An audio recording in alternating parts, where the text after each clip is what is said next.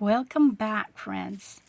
In this video, I'm going to be doing the mini checks style for Francie, and I have the pieces already here. I have them pre-cut. I have them preset with some hem already done and some basting already done. So here are the pieces that I'm going to be sewing. I'm going to be sewing the socks matching the other set that I did. Here is the bottom part of the skirt. It's already hemmed. And for the top, I went ahead and did the basting. So I'm going to sew this, set it down. And for the middle part, matches the socks. I went ahead and preset and I already added the golden beads. So let's get started. I'm going to do the basting first, and I will start from the inside because I put this pin in here. I did the basting, but this little part was sticking up. So I need to make sure that that part stays put. And the last part of the video, I'm going to do the socks, and then I'm going to dress up Francie in the dress. Okay, I'm right where the needle is at. I'm keeping a hawk eye on it. Let me see if I can move it a little bit. Okay, there. All right, we're out of that dilemma.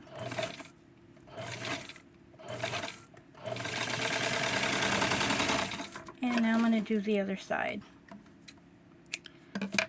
Basically, this is the hardest part and what takes most of the time. I'm going to leave the snap sewing until after the video, but this dress will have a metal snap.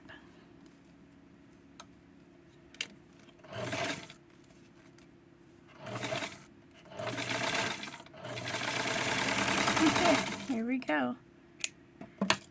I will do the sewing here of the shoulder part. I want to hold this down because it is a stretchy material, and stretchy materials do move. Okay, on to the next part.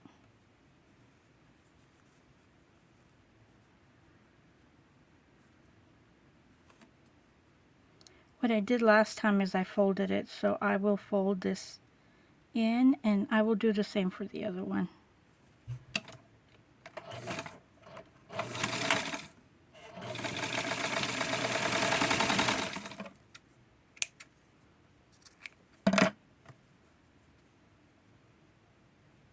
There.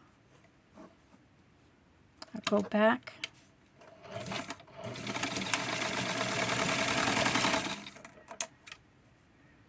I will make sure that they are even. Yes, they are even. So here is the top.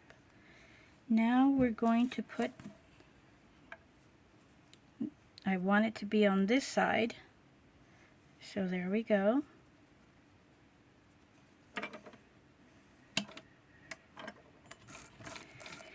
And again, since this is a stretchy material, I want to make sure that I capture the fabric where it's going to be stretchy, and I'm going to pin the fabric together and keep it in place so that we don't have any surprises.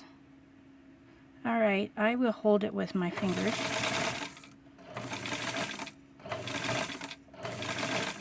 When I preset the beads, I made sure that I was not going to have trouble when sewing it with the material together. So let's see what this looks like. Oh, that's very pretty and just about where I wanted it to be. So now we're going to continue with the skirt. I already pre-hemmed it. And again, I'm going to pin the pieces together to make sure that we have the fabric in place. And again, I preset everything to make this a speedy tutorial and sewing.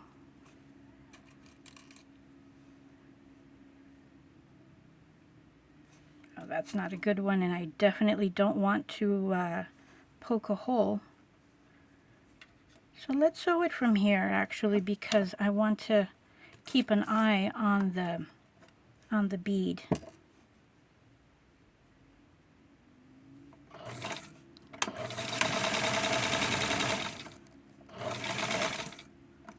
Okay. Okay, the bead's right here.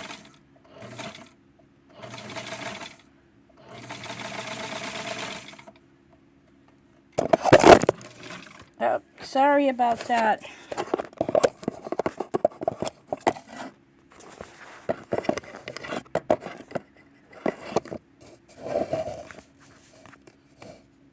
That's going to have some adjustments.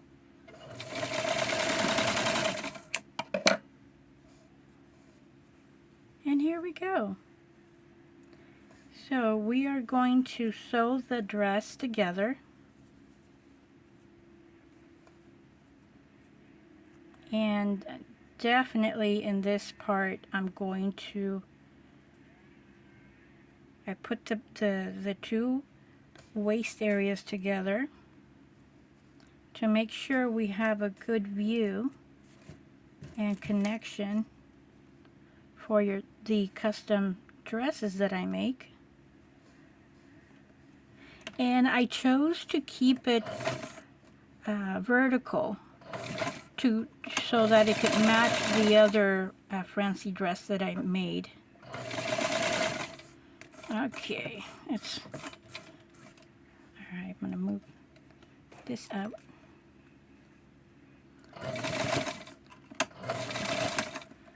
And I am quickly going to do the socks. And then we're going to try this on Francie. So we're doing very good time. I am not keeping you here for very long. Okay, this is the front side. So I'm going to sew from here. And since this is a vintage machine, it does very well to hold the stretchy material in place. When I used to use a other machine like a Singer or a Brother, I would have trouble as well. I have friends that say they have trouble sewing stretchy material, and because this is a hard motor, it does very well with everything. Leather, denim, stretchy material. It just holds it very well in place. So here's one, and if you can see, I sew very close to the edge because I cut my patterns close to the foot so that I don't have any stretchy ankles or wonky ankles. I try to do it as close as possible as to the Mattel original, so I actually perfected my own pattern. And on stretchy material, it does very well. And they are actually easy to put on bend leg dolls like Francie and Skipper TNT dolls. So I leave enough room over there but I do definitely cut this part. And we're going to turn this inside out. I'm going to use my trusty hanger, a little metal rod. And I did say in my last video that I was going to show you on my vintage machine that I move it by hand. So I'll do it here. What happened in that video with the 2D is that I ran out of space. So hopefully it's not going to happen here.